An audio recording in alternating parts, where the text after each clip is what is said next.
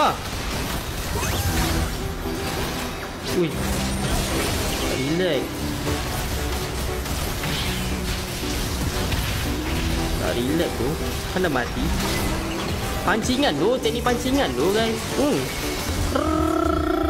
Rata. Nampak tak guys? Pancingan. Hai siap-siap.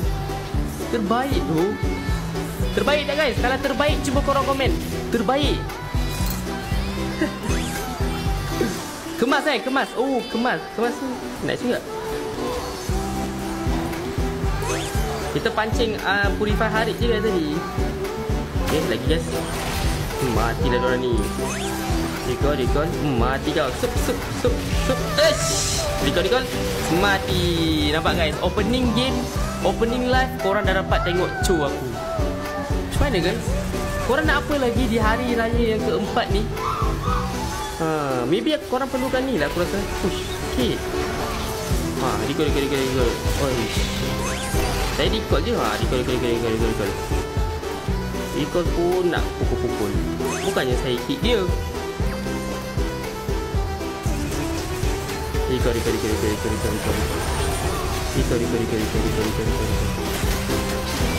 Mati kau. Boom. Sambil slide map Sambil slide map kita bunuh. Hai. Mati pun.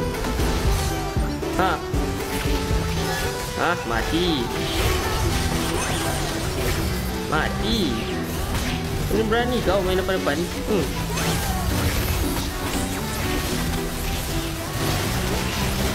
Bos.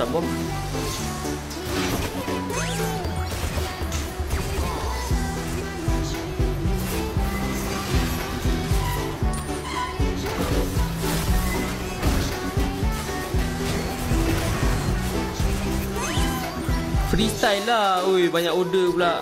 Kau siapa pula aku nak ikut cakap kau? Kau dah lah tak bagi gift.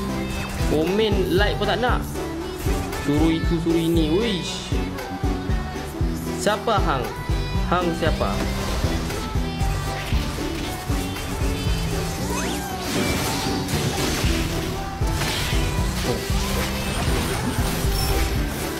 Dia dah habis skill.